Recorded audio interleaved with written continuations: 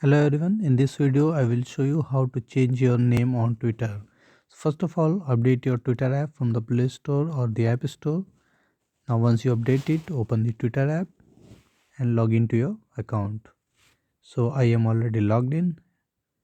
Okay, now you need to click on the three horizontal lines that you will find at the top of the left corner. Click here and this list of options will open. Now you can see the first option, that is profile. Click on it. Okay, now you can see the edit profile on the right hand side. Click on edit profile. Okay, now you can see the first option as name. Okay, now you can change it here. Okay, just like this. Now click on save at the top right corner and you can see now it is changed to my name. Okay, so this is how you can change your name on Twitter. So thank you for watching the video. Please like it and subscribe to my YouTube channel. Thank you.